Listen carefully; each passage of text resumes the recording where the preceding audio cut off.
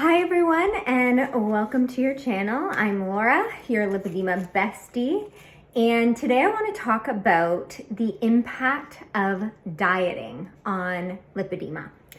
And the reason I want to talk about this is because I made this channel because when I was diagnosed with lipedema, there were very few resources out there, especially other women speaking about lipedema and their experience. So I decided that I wanted to share this information because even if it just impacts one of you, then I'll be grateful. So today we're talking diets. And if you are a woman who has lipedema and have always been trying to lose the excess fat that you do have on your body, then you may have participated in some of these diets as well. And the reason why I'm speaking about this is I want to share so that those of you out there maybe feel less alone, as well as talk a little bit about the importance of what we eat. So I wrote down on some sticky notes all of the diets I can remember actually doing. And I have to say that many of these diets I did for months and months at a time, some for several years. And in a lot of instances, I did feel good. And in others, they were not sustainable. And with me having lipedema, they weren't realistic. So let's just go ahead and start naming some of them. So 1, Weight Watchers. Weight Watchers, I do believe, can be really, really powerful for a lot of women. And I do believe that it could potentially work for women living with lipedema because it's nice to track what you eat so that you can encourage yourself to eat healthier, but also there's like a community involved with it. So you can connect with other women, kind of cheer each other on without connecting yourself to someone close to you who might give up on their diet, or you might give up on the diet and then you guys both just quit. Whereas there's this big community of people working towards their own individual goals, but cheering each other along. So for me, I do believe that there is something that wasn't there when I did Weight Watchers, where you can have like unlimited, there's a list of like unlimited foods. I believe there are fruits and vegetables. There may even be some proteins involved in that. And that is what I would recommend to any woman living with lipedema. And then I believe they refer to them as flex points. P.S. This is in no means an advertisement for any type of diet. I'm just actually sharing how this may be beneficial, as well as sharing my experience. So when I was on Weight Watchers, it was a pretty good experience for me. However, I did get obsessed with tracking food, and they didn't have that one where you could have, there were certain unlimited foods. So I was, cutting calories constantly, trying to lose the weight off of my legs. And so I do believe I did lose a considerable amount of weight. Like for me at the time, it was maybe like 20 pounds, but never did it come off of my legs. I do believe that it lessened inflammation, but that is just number 1 of like 12 or 15. Another diet I did, Dr. Bernstein diet. This is one where you go to an actual diet clinic. You're supposed to track all of your food. I believe they give you a B12 injection. I think in some instances, if you are diabetic, some of these clinics may have been paid for. I paid out of pocket for it, spent a lot of money on the Dr. Bernstein diet, and it was very low calorie and not sustainable for me. That isn't one that I would recommend for women living with lipedema. And, really, I don't recommend dieting. The only reason I said anything about the Weight Watchers, one was they have a new program, I think, that has a psychology component involved where there are unlimited foods. Okay, another diet I did, Atkins. So Atkins, back in the day, I think I did that one like 20 years ago. So it's low carb, a lot of bacon. I feel like I remember a lot of bacon on the to eat list. And I can't even tell you, I think that I likely lost weight. I think I was in university at that time, so going to the gym a lot as well. But again, never lost it off of my legs. I do even remember speaking with a kinesiology student, and I told her like I wanted to start running, and she just said, "You don't have the body of a runner." And she was referring to my legs. Very interesting. I remember that. Side note on the running thing, there have been times when I have really enjoyed running. Shorter distances like 5K, and I did get actually pretty fit without dieting. My legs still remained large with the lipedema fat, but I was pretty fit. I think I even had a 6-pack at one time when I was running. But I did have to eat a lot more because I was running almost daily. Okay, the lemonade diet. I think this one's also referred to as the master cleanse, potentially. I did do that one. This one's more of like a fast where you drink like lemonade with cayenne pepper and maple syrup. And I actually felt really good, but it's more of like a reset. It's not something that's a sustainable diet, but I've done that one.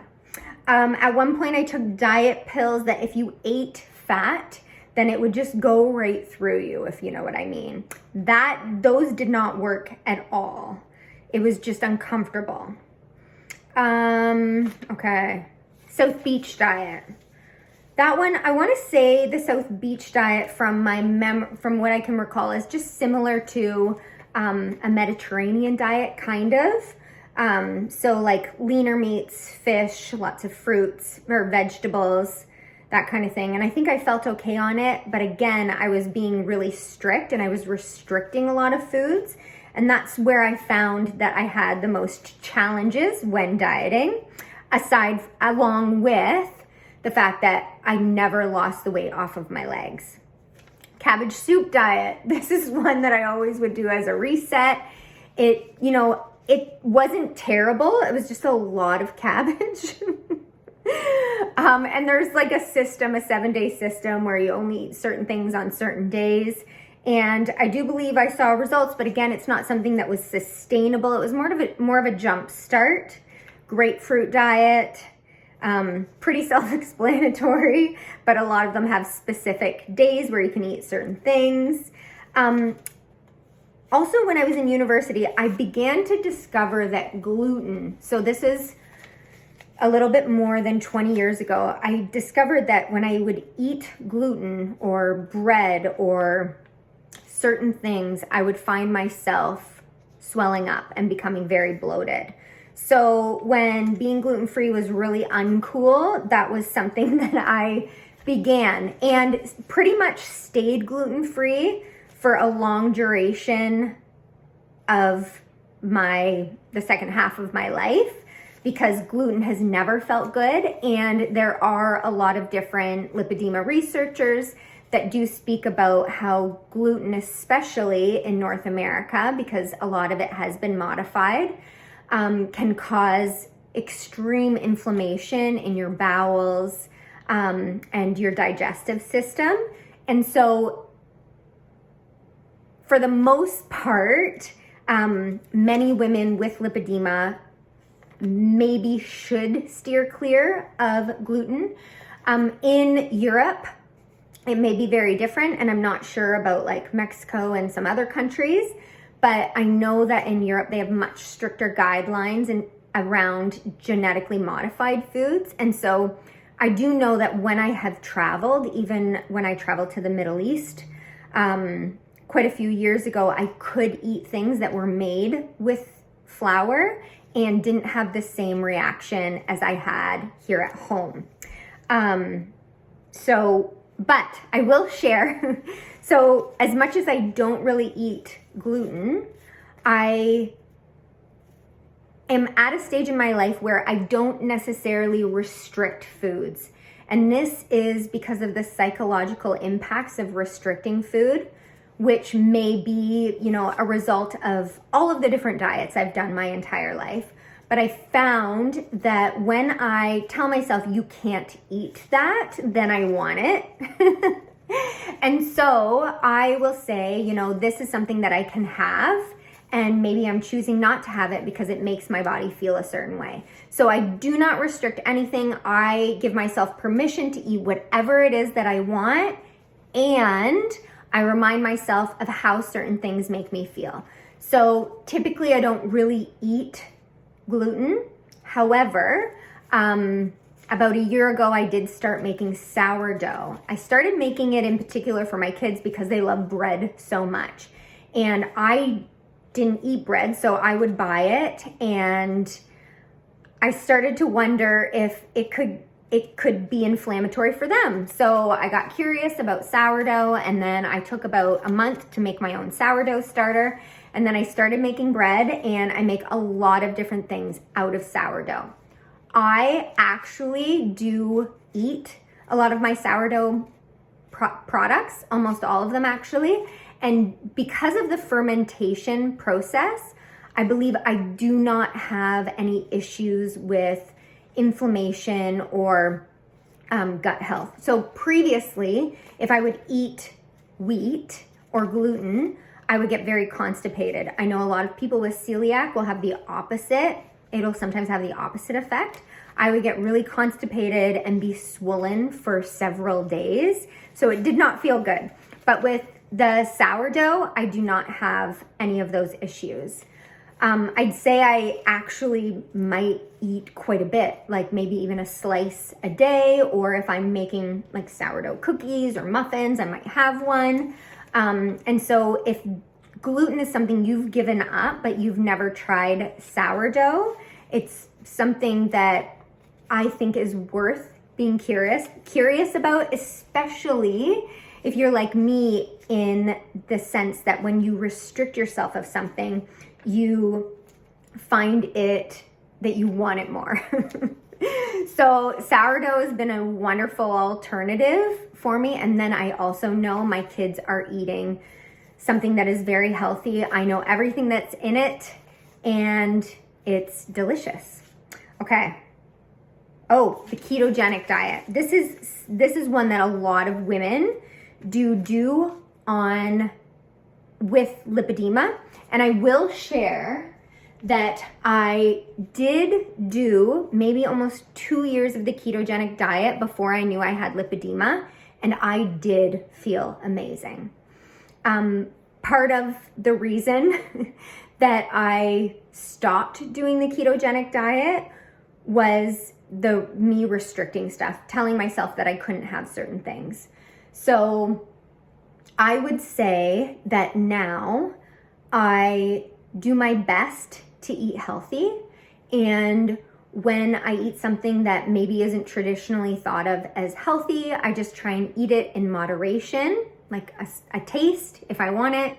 I do love chocolate bars and sometimes they're a wonderful treat, but I do experience inflammation when I do eat a chocolate bar, for example, especially because of the sugar. It causes inflammation in my body.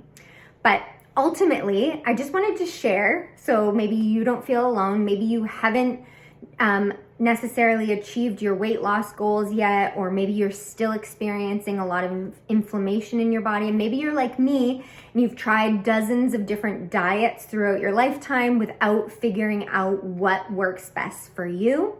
And I'm just here to say that I do not restrict anything. However, I ask myself generally before I choose to eat something, is this an inflammatory food, or is this something that's going to nourish me?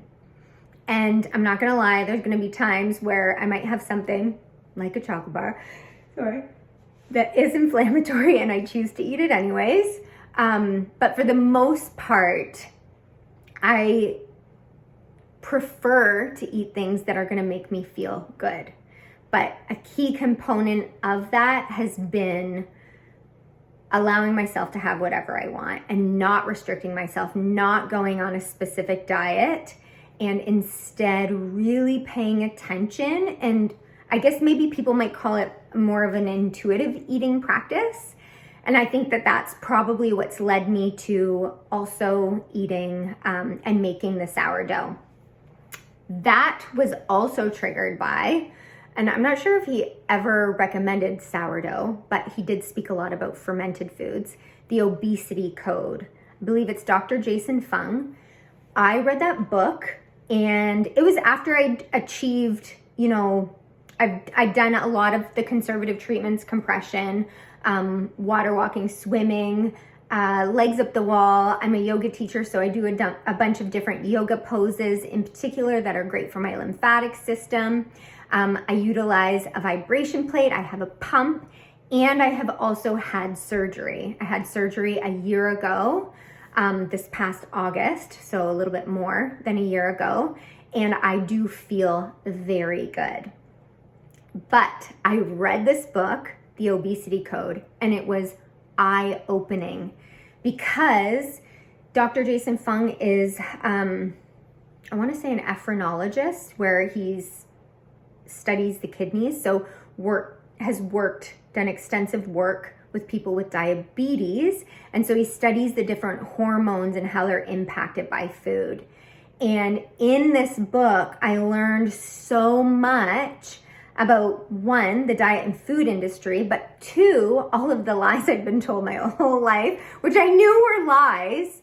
And generally, it wasn't, I do not believe any of it was ill intent, but I think everybody's a little bit different. So if you have a specific control group, do, one specific thing, like I do believe, I think Special K was invented as a diet food, and we all know there's not much nutrients to Special K cereal.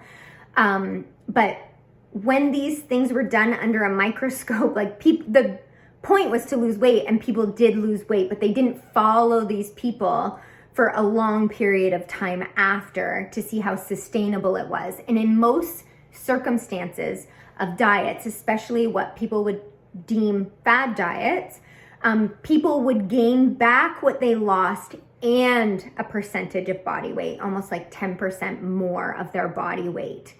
So essentially, the obesity code is so helpful in learning about our hormones and how they impact our body, especially in terms of when we want to eat. And I learned from Dr. Jason Fung, I believe, that if we eat 3 meals a day, which is typically what many of us have been taught to do, then we begin to release a hormone called, I believe, ghrelin, that triggers us when to eat, because the day before, that's the time we ate at. And a lot of people mistake that hormonal release as hunger, when really it's your body functioning based on a schedule that it's been on in the past. And so he does advocate for different fasting techniques, and he speaks, or maybe not even necessarily fasting techniques, but talking about eating during a specific window and then not eating, so that your body has the opportunity to do that rest and repair and that recover and do all the cellular rejuvenation stuff, which I have found to be very, very helpful. So if you do maybe eat an 8-hour window, then you would be essentially fasting for 16 hours, even if you're eating at the same time every day. So say you have breakfast at 9, but then you have your last meal at 5, and then you fast from there on in. That is very helpful for your body, especially your hormones. And there's even more research about every once in a while doing a longer fast, and so your body can go into autophagy or a bunch of these other scientific terms where it's repairing itself. And so that book, The Obesity Code, I highly recommend if you have a lipedema diagnosis, or even if you don't, that you read it, especially if diet and exercise and eating has been something that you have potentially struggled with your entire life, like me. It was eye-opening. And you don't even necessarily need to read the book in order to learn from Dr. Jason Fung. YouTube is amazing, and he's done so many interviews talking about the obesity code and what happens hormonally in our bodies based on when we eat. So that was powerful for me, because once I read it, it really helped to clarify how sorry, how I had been so successful with getting rid of inflammation in my body, as well as not needing to be on a diet to maintain my weight. And it was because I was naturally doing a lot of the things that he suggested. But the really cool thing is, often when we have that knowledge, it helps us to set an intention that becomes more powerful than when we don't know. So for example, when I did the ketogenic diet, had I known that I had lipedema and a lot of the different foods that are inflammatory might be made with flours and such, I may have done it for longer because I knew why it was impacting me in such a positive way. Now, like I said, I intuitively eat and I do not restrict any foods. However, I do ask myself, will this cause inflammation, and is this adding nutrients to my body? And one of the most powerful things I've ever done is drink lots of water. I've done this the whole time because I feel like I've always felt so thirsty. And it is so good for your lymphatic system if you have lipedema. So, a little recap.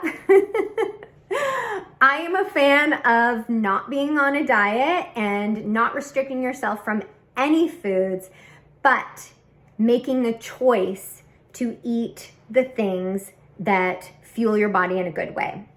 With that being said, when and if you are able to read the obesity code, it will open your eyes to all of the reasons why you may be craving food.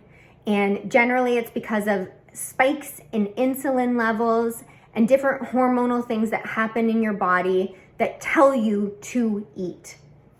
And so it is so helpful to educate ourselves and learn about the science of our hormones, especially when we have lipedema, so that we can then find what works for us. So that is it for today. This is a little bit longer than I thought it was going to be. However, I hope it's been helpful. If you have foods that you believe trigger your lipedema and you want to share those below, feel free. If there's certain foods that you feel really good every time you eat them, feel free to share those too. So as women, we can share with each other. And sometimes when we compare notes, it helps to create a bit of clarity. So that's it for today. Have a wonderful day. Bye.